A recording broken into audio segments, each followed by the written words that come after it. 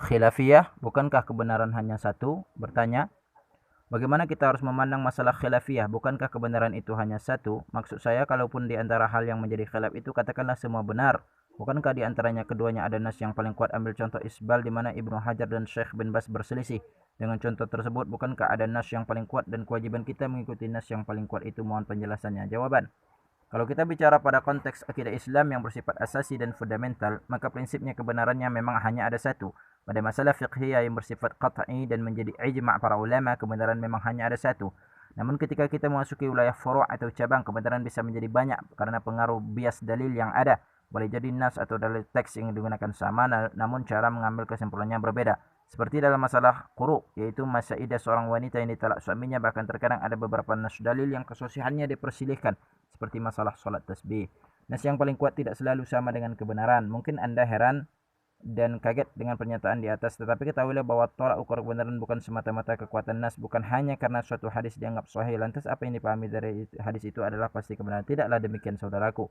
Sebab boleh jadi suatu hadis itu sudah muttafaqun alaihi, tidak ada yang berselisih tentang kesahihannya, namun tetap saja masih mungkin terjadi beda pendapat dalam menerapkan hadis itu dalam kasus hukum. Adakah hadis yang lebih sahih dari ayat Al-Quran? Jawabnya pasti tidak ada. Al-Quran dan hadis yang mutawatir yang berbeda dan dengan beberapa kelebihan, tetapi tetap saja ulama berbeda pendapat tentang pengertian hukum dan kesimpulan aplikatif suatu ayat. Dan jumlah ayat ahkam yang diperselisihkan sejumlah ayat ahkam itu sendiri, padahal semuanya sahih bahkan mutawatir, tetapi tetap saja ada khilaf di dalamnya.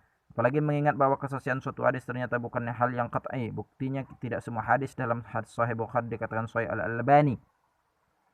Meski hal itu dikritik oleh para muhaddis lain, bahkan Albani sendiri sering bersikap mendua ketika menyatakan status hukum suatu hadis. Di dalam satu kitab beliau mengatakan A dan di dalam kitab lain beliau bilang B untuk satu hadis yang sama. Apa yang dibilang sebagai hadis palsu oleh Ibnul Jauzi ternyata disahihkan oleh Al-Bukhari dan Albani, misalnya tentang hadis salat tasbih. Maka kebenaran bukan ditentukan oleh semata sahih atau tidaknya suatu nas, bahkan kesahihan itu adalah semata produk ijtihad manusiawi. Khilaf sudah ada sejak zaman Nabi Muhammad. Di masa Nabi sendiri khilaf bukan tidak pernah terjadi, bahkan khilaf terjadi di depan hidung Nabi. Ingat peristiwa salat asar di perkampungan Bani Quraizah? Para sahabat terpecah dua. Sebagian salat asar di perkampungan Bani Quraizah meski telah lewat maghrib, karena pesan Nabi adalah janganlah kalian salat asar kecuali di perkampungan Bani Quraizah. Namun sebagian yang lain tidak salat di sana tetapi di tengah jalan namun pada waktunya. Lalu apa komentar Nabi? Adakah beliau membela salah satu pendapat? Jawabnya tidak. Beliau tidak menyalahkan kelompok manapun karena keduanya telah melakukan ijtihad dan taat kepada perintah. Hanya saja ada perbedaan dalam memahami teks beliau, jadi khilaf di masa kenabian sudah terjadi dan memang terjadi khilaf. Khilaf perang Badar. Terkadang khilaf bukan terjadi hanya di antara sahabat Nabi saja, namun terjadi juga antara Nabi dengan para sahabat. Dalam kasus penempatan pasukan perang di medan Badar, terjadi perdebatan pendapat antara Nabi dengan seorang sahabat. Menurut sahabat yang ahli perang ini, pendapat Rasul yang bukan berdasarkan wahyu kurang tepat. Setelah beliau menjelaskan pikirannya, ternyata Rasul kagum atas strategi sahabatnya itu dan bersedia memindahkan posisi pasukan ke tempat yang lebih strategis. Di sini Nabi Muhammad bahkan menyerah dan kalah dalam berdebat dengan seorang sahabatnya, namun beliau tetap menghargai pendapat itu, toh pendapat beliau sendiri tidak berdasarkan wahyu. Ketika perang nyaris berakhir, muncul keinginan di dalam diri beliau untuk menghentikan peperangan dan menjadikan lawan sebagai tawanan perang. Tindakan itu didasari oleh banyak pertimbangan selain karena saat itu belum ada ketentuan dari langit. Maka Nabi bermusyawarah dengan para sahabat dan diambil keputusan untuk menawan dan meminta tebusan apa saja. Saat itu hanya ada satu orang yang berbeda pendapat, yaitu Umar bin Khattab. Beliau tidak sepakat untuk menghentikan perang dan meminta agar Nabi meneruskan perang hingga musuh mati semua. Tidak layak kita menghentikan perang begitu saja karena mengharap kekayaan dan kasihan. Tentu saja pendapat seperti ini tidak diterima forum musyawarah dan Rasul serta para sahabat lain tetap pada keputusan semula, hentikan perang. Tidak lama kemudian turun wahyu membuat Rasul gemetar ketakutan karena ayat itu justru membenarkan pendapat Umar dan menyalahkan semua pendapat yang ada. Al-Anfal 68. Tidak patut bagi seorang nabi mempunyai tawanan sebelum ia dapat melumpuhkan musuhnya di muka bumi. Kamu menghendaki harta benda duniawiyah, sedangkan Allah menghendaki akhirat dan Allah Maha Perkasa lagi Maha Bijaksana. Khilaf di antara para nabi. Kalau para sahabat nabi dengan nabi sering berbeda pendapat, maka ternyata para nabi pun saling berbeda pendapat. Lihat bagaimana Nabi Musa berselisih dengan saudaranya Nabi Harun, bahkan sampai menarik kepalanya dengan marah dan kecewa, yaitu surat Al-A'raf ayat 150.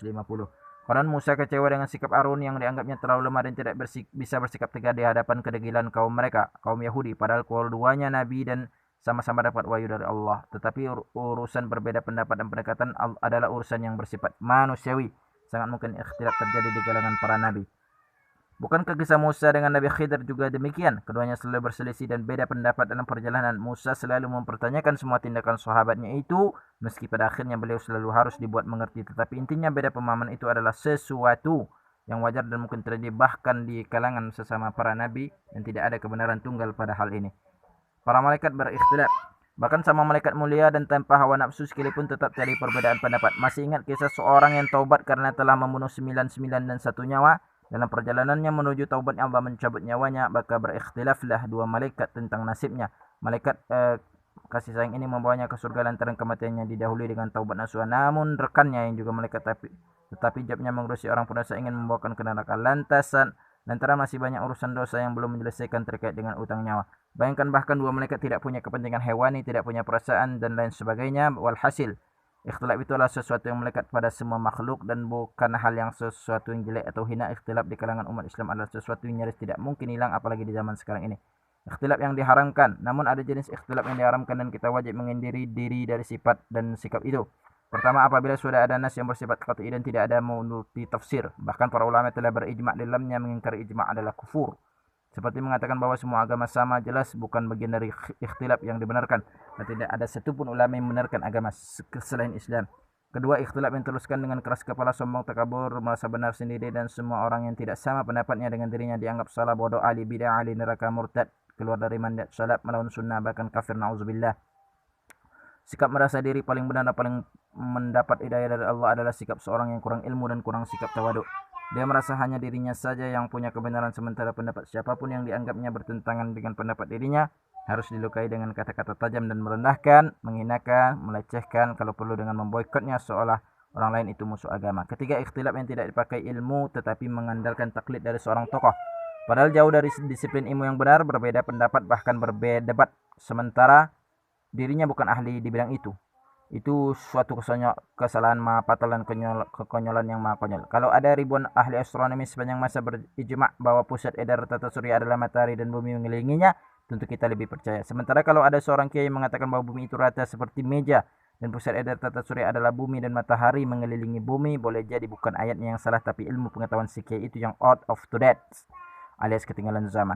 Setidaknya si kiai itu harus mawas, dan karena ilmu yang dikasihnya bukan ilmu falak dan bukan astronomi, beliau tidak punya teropong, tidak punya teleskop, tidak pernah naik wahana luar angkasa, tidak pernah membayangkan sebuah satelit yang mengorbit bumi. Dalam kasus seperti ini sayangnya sering terjadi lantaran fanatisme buta dan taklid bukan pada tempatnya. Kalau kiai bilang langit itu hijau, maka santrinya bilang hijau. Kalau langit biru, maka langit tidak. Maka taklid tidak karuan kepada kiai adalah sebuah kesalahan yang dalam berikhtilaf.